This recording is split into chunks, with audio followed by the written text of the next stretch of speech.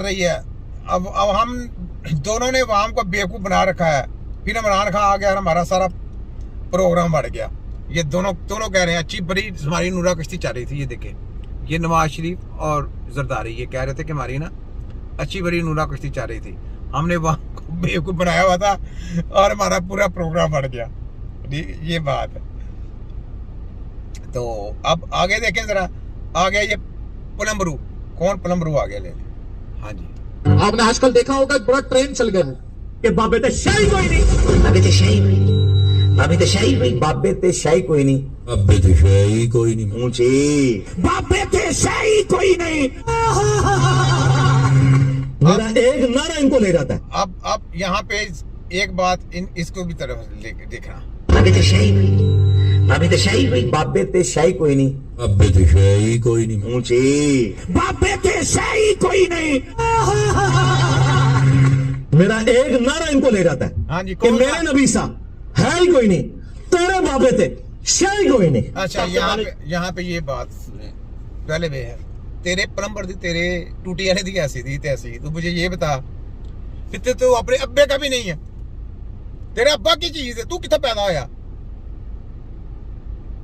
हमारे नबी जैसा तो कोई भी नहीं है। तुम्हारे जो वली थे वो किसका नारा लगाते थे? नबी का। तो तू तो अपने अब्बे को नहीं मानता, तू अपने अब्बे को नहीं मानता। वसीला, तू कहां से पैदा हुआ? कैसे पैदा हुआ? किसने पैदा किया? वसीला बना। वसीला किसने दिया किया? कैसे हुआ? समझ आया कुछ? वसीले से। तो वसीले से जब तू पैदा हुआ सब कुछ, तो वसीला किसने दिया? अल्लाह ताला ने क्या बोला? वसीला नबी सल्लल्लाहु अलैहि वसल्लम को दुनिया में रहमतुल आलमीन बना के भेजा। रहमतुल आलमीन, पूरी दुनिया के लिए रहमत। तो अब बात यह है कि जब नबी सल्लल्लाहु अलैहि वसल्लम को भेजा तो वहां पे जो नबी सल्लल्लाहु अलैहि वसल्लम को फॉलो करने वाले थे वो कौन लोग हैं? तेरे जैसे इंजीनियर थे, तेरे जैसे टूटी लगाने वाले थे। तुम लोग तो हो जो कुरान से ये बात करते थे कि जनाब ये बात ऐसे नहीं, ये ऐसे। तुम तो कुरान पे सौ अपने तफसीरें बयान करने शुरू कर दी। तुमने तो घर का कानून बना लिया हुआ अपना। ऐसा कुरान तो नहीं। कुरान तो वो है, कुछ ला इलाहा इल्लल्लाह मोहम्मद रसूलुल्लाह पढ़ा है तो उसके ऊपर डट जाओ। तो तुम मुझे ये बताओ, तुम कहाँ डटे हो? तुम वसीला अपने बाप को नहीं मान रहे। तुम किसकी औलाद हो? किसकी औलाद है? अपने बाप का वसीला है तू उसको नहीं मानता। हमारे नबी जैसा तो कोई नहीं है। हमारे नबी, हम तो नबी हमारे तो वली ये कहते हैं, हमारे बाबे तो ये कहते हैं कि हम नबी के पांव की खाक के बराबर नहीं है। तो तू किसका वसीला है? तू अपने वसीले को नहीं मानता तो तू किसकी औलाद है? शैतान की। फिर शैतान ने पैदा किया तुझे। क्यों इंजीनियर टूटी वाले? तेरी टूटियां मैं बंद कर रहा, तेरी टकरिया नहीं सी कोई। ये छोटा हकीम है। कौन है छोटा हकीम? आगे सुन। पहले जिसने कहा बाबा ते शाही कोई नहीं, कौन है? तो शैतान तो बाद दूसरे नंबर पे जिसने किया कौन है? जेल में। और कौन है? जेल में। वक्त आएगा लोग अपने इस्लाफ को बुरा कहेंगे। मैं अक्सर सोचा करता था यार, कोई हजरत जुनैद बगदादी को भी बुरा कहेगा, कोई हजरत बायजीद बुस्तामी को भी बुरा कहेगा, कोई हुजूर गौसे आज़म को भी बुरा कहेगा। कैसे होगा ये? तो फिर जेलम के उस लौंडे ने बता दिया कैसे होगा।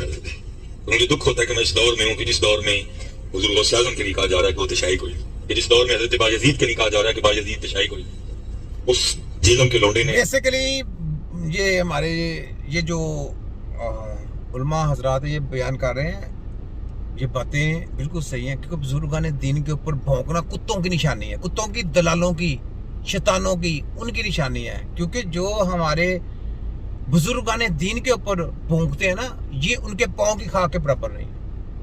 हमारे जो बुजुर्गान दीन है वो हमारे नबी के पाँव के खाक के बराबर नहीं है, पाँव की खाक के बराबर नहीं। वो अपने आप को ये कहते थे। क्यों इंजीनियर? और तेरे टूटी वाली थी ऐसी की तैसी। सुना, तेरी टूटी मैं देख किस तरह पंचर करता हूँ। ये छोटा हकीम है। खुदा की कसम, मैं कभी हाफिज़ कुरान होता ना, मुझे दीन के बारे में कुछ पता होता, मैं इसके ऊपर खर्चे उड़ा देता। मेरी फील्ड और है। लेकिन जब मैं कोई ऐसी बात सुन लेता हूँ जो मेरे बुजुर्गों ने दीन के मुतल्लिक़ होती है, मेरा खून गर्म हो जाता है। मेरा दिल करता है मैं इनके यकीन करें ऐसे इनको दलाइल देकर मैं तिया पंचा करके रख दूँ, इनका पोस्टमार्टम करके रख दूँ। लेकिन ये फिर भी इसका पोस्टमार्टम करूँगा। सुन, तेरे इंजीनियर टूटी फरोज की ऐसी की तैसी। बता जिहाद किसका नाम है? बता ट्रांसप्लांट करना इंसानी जिस्म का हलाल है कि हराम है? पोस्टमार्टम करना इंसान का हराम है कि हलाल है? जिहाद किसका नाम है? अल्लाह की रस्सी को मजबूती से थामे रखो, इसका मतलब क्या है? बता तेरे इंजीनियर टूटी वाले की 80 की तैसी देख मैं रगड़ा फेरने लगा तो अगर ना दिया तो अगला पोस्टमार्टम तेरा रेडी है हर बात पे मैंने तेरे एक्सपोज करना है ठीक है सीधा आया चल तेरी 400 चल अब ठीक है तो ये आपने देख रही है तुम्हारे बुजुर्गों ने दीन के पुत्र कोशिश किया करें बात ना हुआ करे और कोई बकवास इस किस्म की करता तो उसकी बिल्कुल इधर से सुना कर इधर से निकाल दे ये बेसिकली ये शैतानी लोग हैं शैतान के पुजारी हैं ठीक है ये ले यहाँ पे ये सुने जब हुक्म था मेरा कि वहां से नहीं हटना तुम्हें फिर चाहे जलजला आता या कोई तूफान आ जाता वहां से नहीं हटना चाहिए था आइंदा किसी महाज पर बंसी मेरा हुक्म मानेगा या नहीं ये सोचना होगा मुझे वाह ये आप कैसी बात कर रहे हैं भाई क्या मतलब कि मैं आपका हुक्म मानूंगा या नहीं नहीं माना हुक्म जो मैंने कहा था उसकी खिलाफवर्जी की है